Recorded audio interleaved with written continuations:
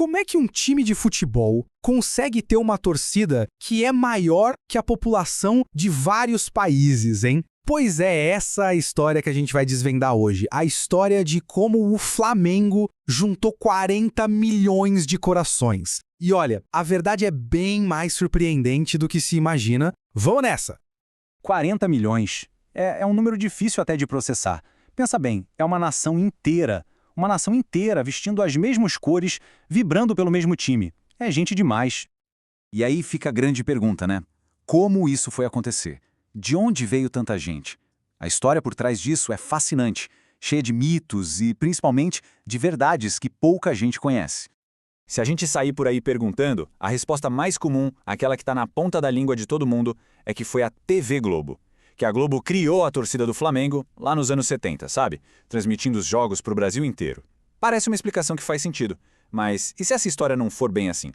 Pois é, a verdade é que essa resposta da televisão é um pouco simples demais. A história real mesmo, a origem dessa nação rubro-negra, começa muito, mas muito antes, numa época em que televisão era coisa de ficção científica. Vamos voltar no tempo. O ano é 1927. O Jornal do Brasil, um dos maiores do país na época, resolveu lançar um concurso para eleger o clube mais popular do Rio. O prêmio? A Taça Salutares. E para votar era simples. Tinha que recortar um cupom do jornal e colocar numa urna. E é exatamente aqui que a gente encontra a primeira grande prova de tudo. Quase 50 anos antes da televisão virar essa força nacional que a gente conhece, a popularidade do Flamengo já era uma coisa assim, palpável, gigantesca. A disputa nesse concurso foi muito reveladora. De um lado você tinha o Vasco, com uma força institucional, mobilizando seus sócios, a riquíssima colônia portuguesa. Do outro lado, o Flamengo. E o Flamengo venceu com uma avalanche de votos do povo, gente das ruas, das fábricas, gente que muitas vezes nem era sócia do clube. Foi a vitória da massa contra a elite organizada. Foi ali, naquele momento, que nasceu oficialmente o título de mais querido do Brasil. Agora, vamos avançar um pouquinho para a década de 1930. Com essa popularidade já mais do que provada, o Flamengo começa a se transformar num verdadeiro símbolo do povo brasileiro. E isso acontece por causa de 3 elementos-chave: um ídolo, um narrador e os intelectuais. Em 1936, o Flamengo faz uma contratação que muda tudo. Leônidas da Silva. Ele não era só um craque, ele era um herói nacional negro, num país que tinha saído da escravidão há menos de 50 anos. Para a maioria da população, que era negra e mestiça, o Flamengo de Leônidas virou um espelho de sucesso, de afirmação. O clube passou a representar o sonho de um povo. Ao mesmo tempo, o jornalista mais influente daquela época, o Mário Filho, que hoje dá nome ao Maracanã, construiu uma narrativa épica em cima do Flamengo. Nas suas crônicas, ele pintava o Fluminense como o time da elite, da aristocracia, e o Flamengo como o time do povo, da raça, da mistura. Ele deu, digamos, uma roupagem intelectual para a paixão que vinha das ruas. E essa paixão não ficou só na massa, não. Intelectuais importantíssimos, como o grande escritor José Lins do Rego, abraçaram o clube de uma forma visceral. Ele escrevia textos apaixonados, o que ajudou a legitimar o Flamengo como uma paixão que cruzava todas as classes sociais, do operário lá da fábrica até o poeta. Certo, então o Flamengo já era uma potência no Rio de Janeiro. Mas a pergunta que fica é: como essa paixão, que era local, virou nacional? A resposta está na grande tecnologia daquela época, o rádio.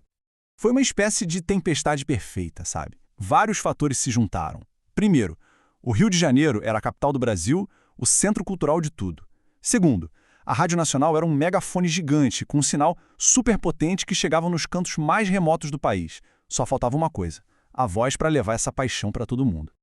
E essa voz era de ninguém menos que Ari Barroso. Sim, o mesmo compositor de Aquarela do Brasil. Ele era um flamenguista fanático. Ele não era um narrador imparcial de jeito nenhum. Ele vibrava, ele gritava nos gols do Flamengo, ele tocava sua gaita no rádio. E quando o adversário marcava, ele narrava com uma frieza. Para milhões de ouvintes lá no Norte, no Nordeste, gente que nunca tinha visto o time jogar, a voz do Ari Barroso foi, literalmente, a que ensinou o Brasil a torcer pelo Flamengo. Ok, então até agora a gente viu como a identidade do clube foi construída e como o rádio espalhou essa paixão. Mas como é que a gente prova isso com números? Como provar que tudo isso aconteceu antes da era da TV? Essa pergunta é a mais importante. Será que existe um dado, um registro, um momento congelado no tempo que possa confirmar essa tese de uma vez por todas? E a resposta é sim, existe. Para entender, vamos olhar para a linha do tempo. A TV chega ao Brasil em 1950, mas era um artigo de luxo, pouquíssima gente tinha. As transmissões só viram nacionais mesmo lá nos anos 70. Mas olha só que interessante. Em 1954, o Instituto Ibope fez algo inédito. Foi para as ruas do Rio de Janeiro medir o tamanho das torcidas. E esses números aqui, bom, eles são a prova definitiva. Em 1954, muito antes da TV ter qualquer influência nacional, o Flamengo já tinha 29% da torcida no Rio. Uma liderança, assim, esmagadora sobre todos os seus rivais. O ponto crucial é esse. O Flamengo já tinha uma vantagem de 10 pontos percentuais sobre o segundo colocado. A dominância dele já estava totalmente consolidada na era do rádio. A base da nação rubro-negra já estava formada ali. Com essa prova na mão, agora a gente pode finalmente reavaliar o papel da televisão nessa história. Se ela não criou a torcida, o que ela fez então? O conceito aqui é o que a gente chama de causalidade reversa. A TV Globo não tornou o Flamengo popular. Aconteceu o contrário. A popularidade que o Flamengo já tinha fez dele a escolha óbvia, a escolha lógica para a TV. A emissora, agindo por uma lógica de mercado, de audiência, simplesmente seguiu o público. Era um bom negócio transmitir os jogos do time mais popular, né? Então, no fim das contas, a história real é a de uma tempestade perfeita. Uma identidade popular que nasceu lá nas ruas em 1927, que ganhou um símbolo forte de representação racial, foi transformada numa história épica pela imprensa e, por fim, foi exportada para o país inteiro pela voz do rádio. A TV chegou bem depois, só para colocar cor e imagem numa paixão que já era gigantesca. E fica aqui uma reflexão. A maior torcida do Brasil não foi inventada por uma emissora de TV. Ela foi forjada por décadas de transformações sociais, culturais e tecnológicas do nosso próprio país.